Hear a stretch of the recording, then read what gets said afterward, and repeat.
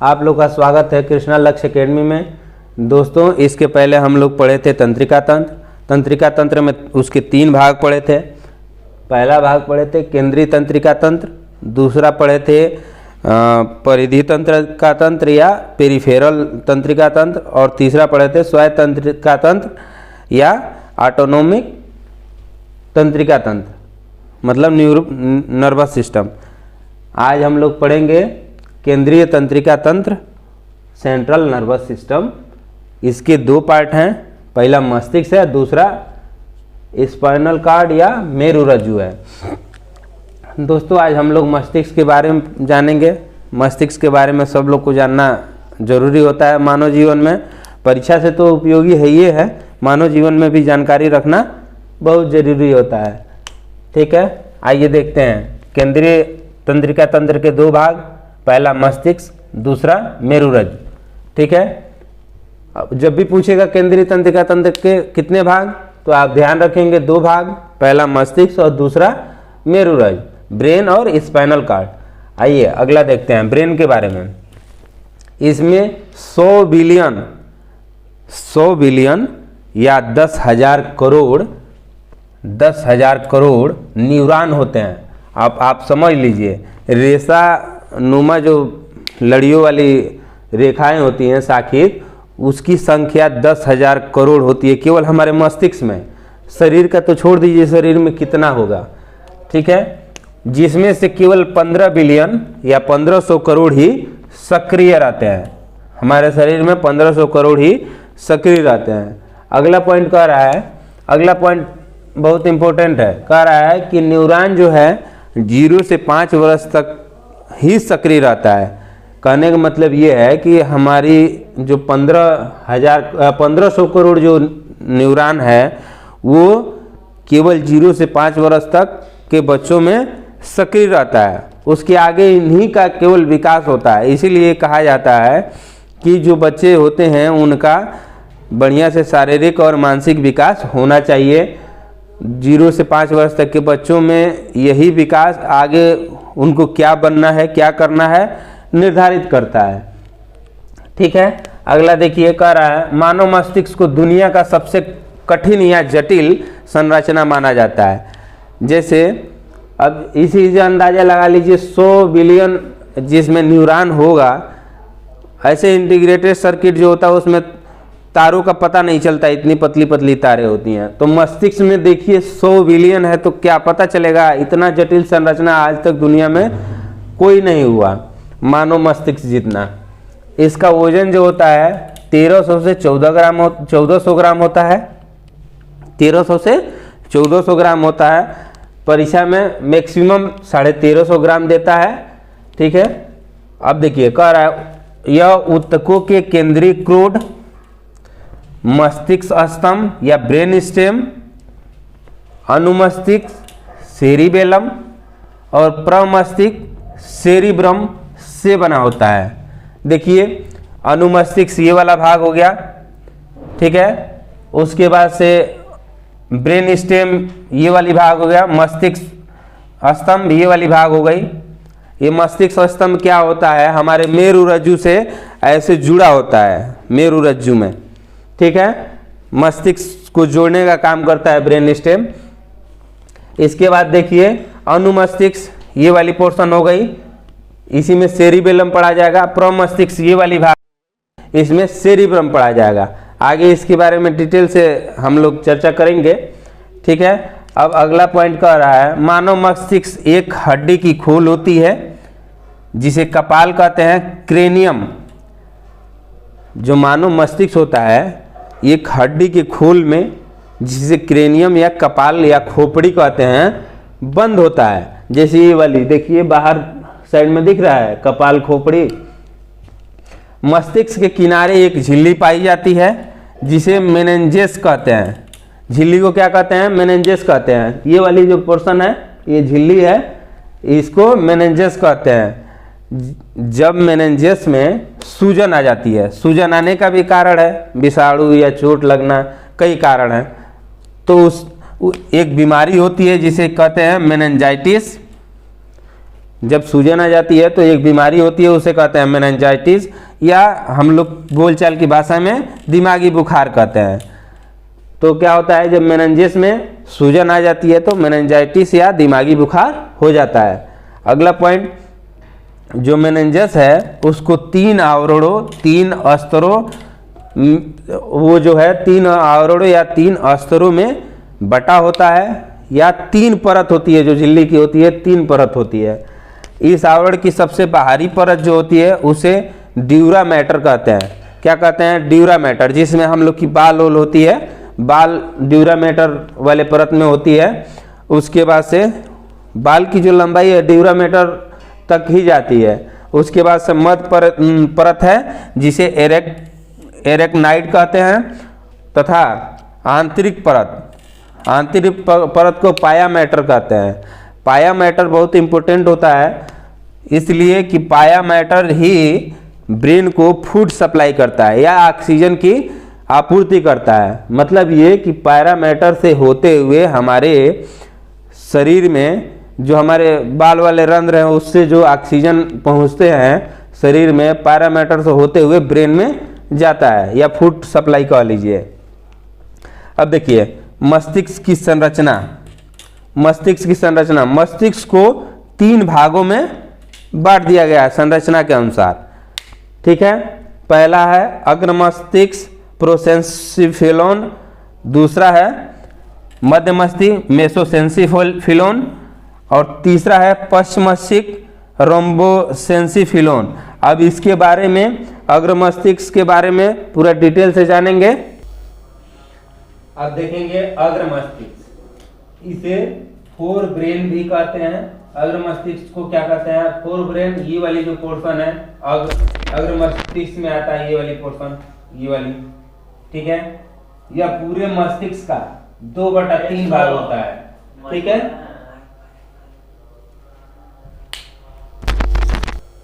अग्र मस्तिष्क सब पढ़ेंगे, इसे फोर ब्रेन भी कहते हैं। यह पूरे मस्तिष्क का 2/3 भाग होता है। ये वाली जो पोर्शन है अग्र मस्तिष्क है, ठीक है। सबसे ज़्यादा न्यूरॉन जो है इसी भाग में होता है, सबसे ज़्यादा न्यूरॉन इसी भाग में होता है, ठीक है। यह 2 भागों में, एक सेरिब्रम और दूसरा डाइएन्सिफिलान का बना होता है, ठीक है। अब देखिए सेरिब्रम को देखेंगे। सेरिब्रम भी 2 भागों में बटा होता है। प्रत्येक सेरिब्रम 3 गोलार्ध में बटी होती है। प्रत्येक सेरिब्रम गोलार्ध में 3 गहरी दरारें होती हैं, ठीक है, जिसके कारण 4 भाग में बढ़ जाता है। 3 जब दरारें होंगी तो 4 भाग में बढ़ जाएगा। तो पहले भाग को फ्रंटल लोब या पाली कहते हैं, दूसरे वाले भाग को पैराटाइल पाली या लोब कहते हैं, और तीसरे भाग को टेम्पोरल पाली या लोब कहते हैं, और चौथे भाग को ऑक्सीपिटल लोब या पाली कहते हैं, ठीक है। मतलब 4 भागों में बटा होता है। पहला जो होगा फ्रंटल लोब, दूसरा होगा पैराटाइल लोब, तीसरा होगा टेम्पोरल लोब, और चौथा होगा ऑक्सीपिटल लोब, ठीक है।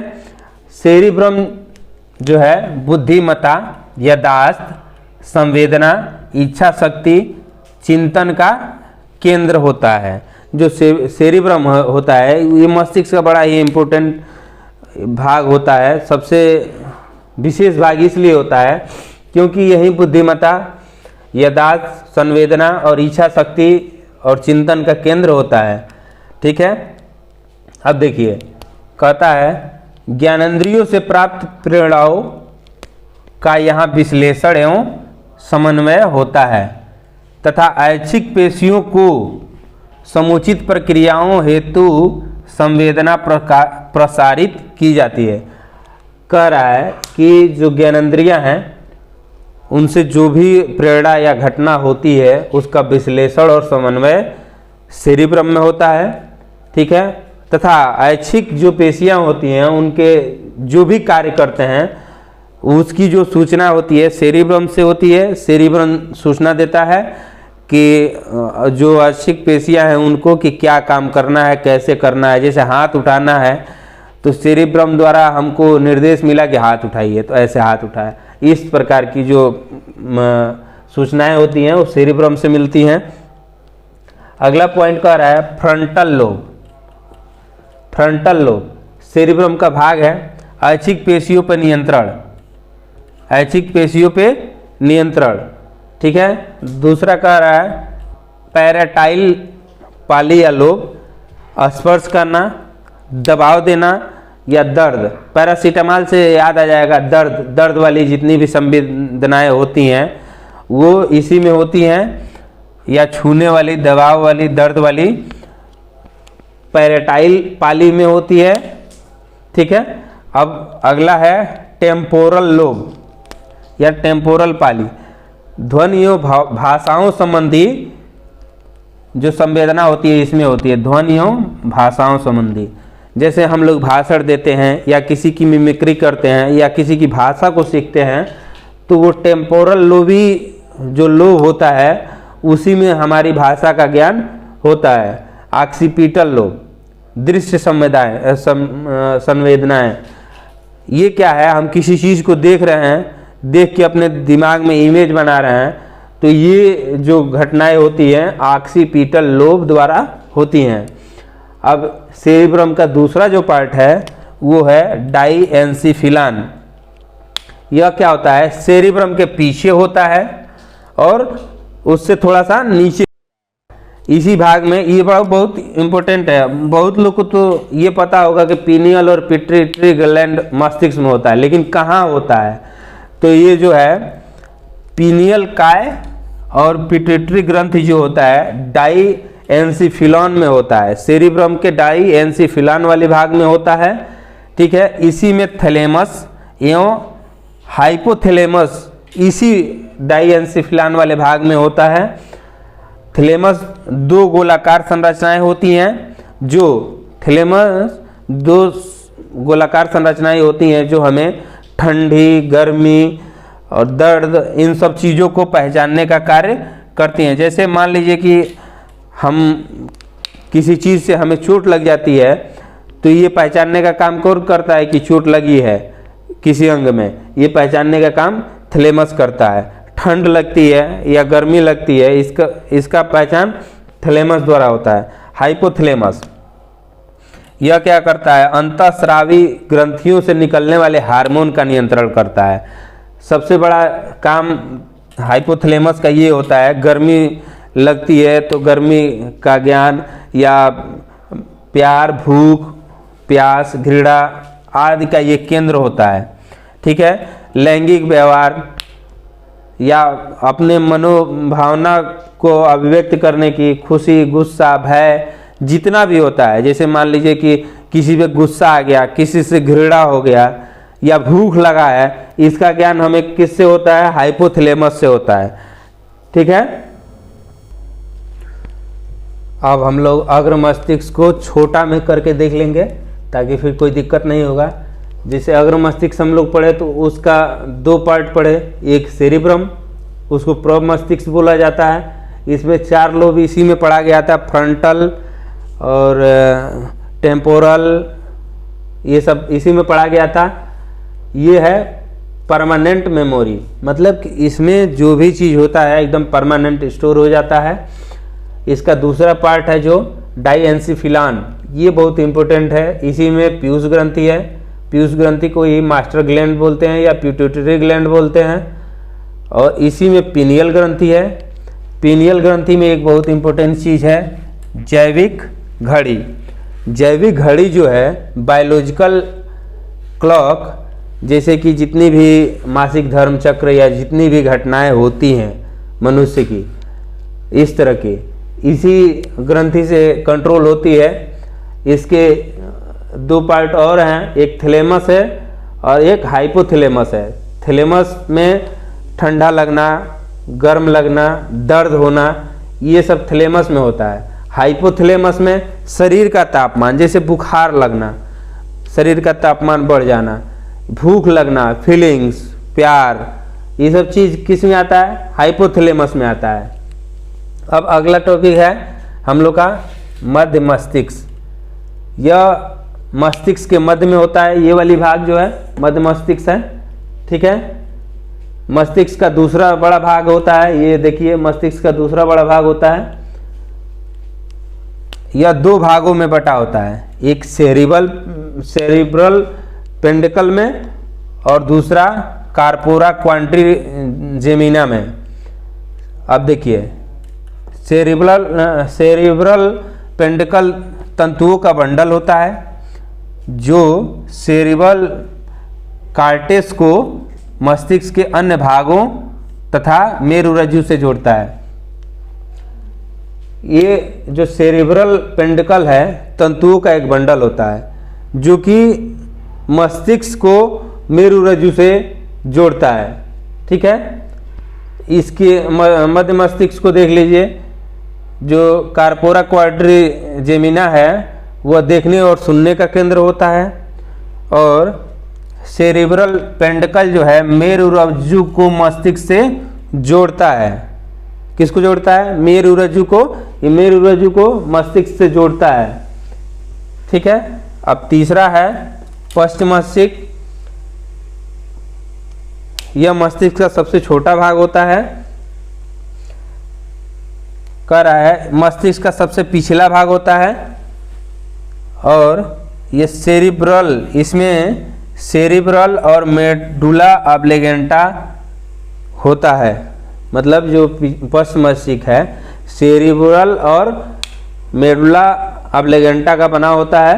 ठीक है,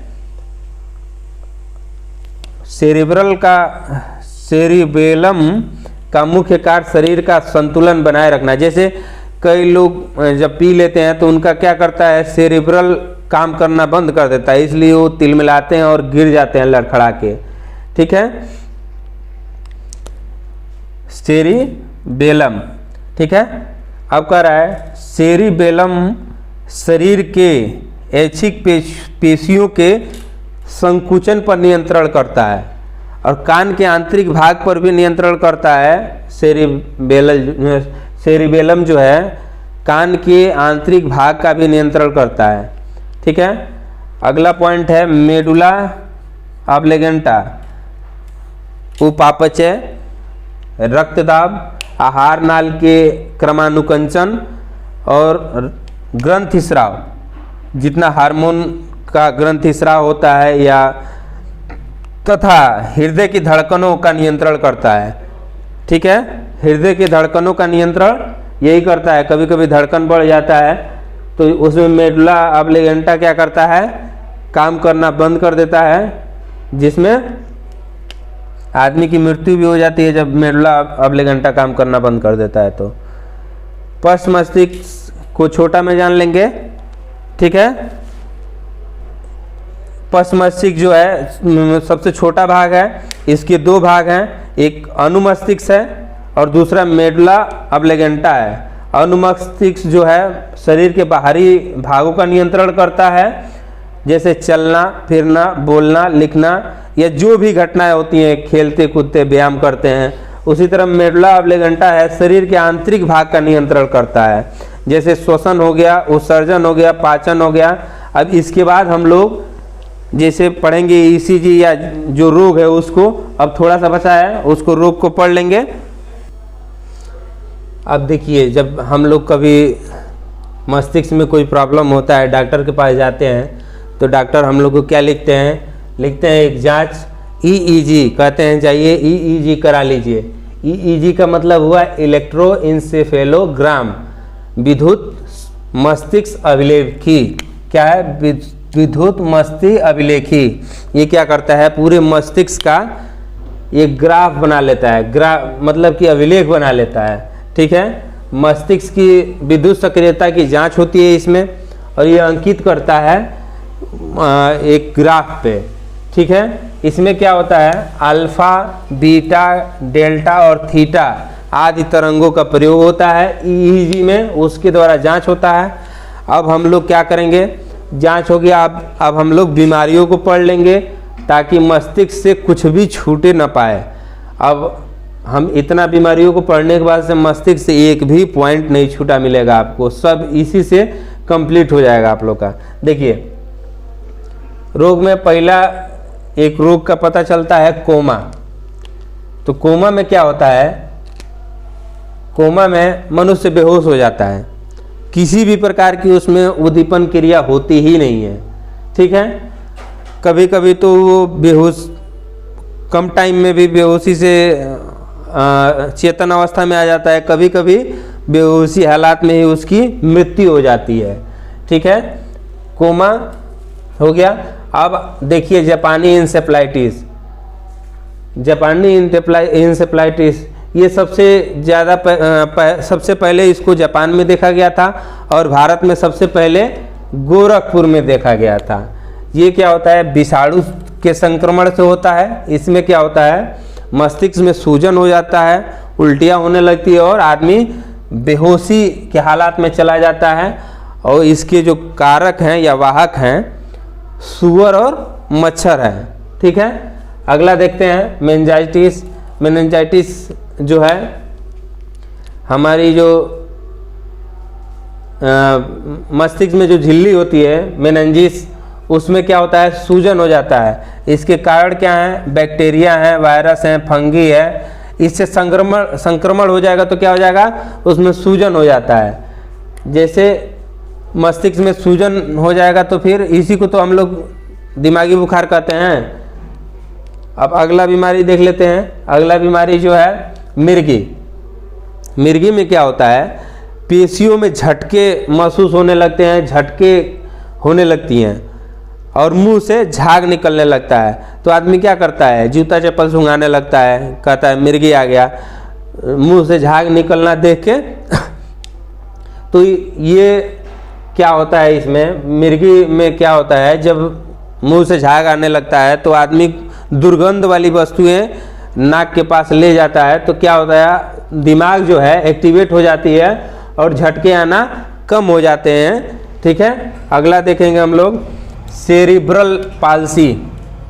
इसी को हम लोग क्या कहेंगे, लकवा, फालिस, ठीक है। इसमें क्या होता है, मांसपेशियों का समन्वय बिगड़ जाता है, आदमी का अंग क्या होता है, विकृत हो जाता है, कभी ऐसे हो जाता है या किसी भी तरह का मुंह घूम जाता है या पूरी आधी शरीर जो है लकवाग्रस्त हो जाती है, मतलब आधी शरीर निष्क्रिय हो जाती है, वर्क करना बंद कर देती है, ठीक है।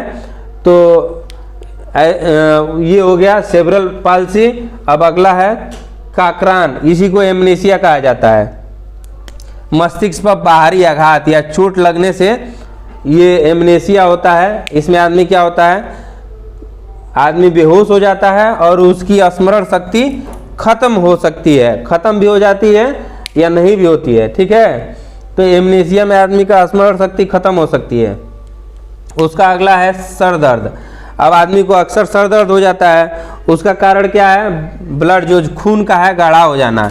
तो उसमें क्या करते हैं आदमी खून जब गाढ़ा हो जाता है तो आदमी साफी उपी पीता है तो खून पतला हो जाता है और ये सिर दर्द खत्म हो जाता है। अब अगला है डिसलेक्सिया। इसमें क्या होता है, लिखी हुई भाषा को पढ़ने में आदमी असमर्थ हो जाता है। क्या होता है, लिखी हुई भाषा को आदमी पढ़ नहीं पाता है, ठीक है। अब अगला रोग है पार्किंसन रोग। ये हाकिंस नाम के एक वैज्ञानिक थे, उनको हुआ था पार्किंसन रोग।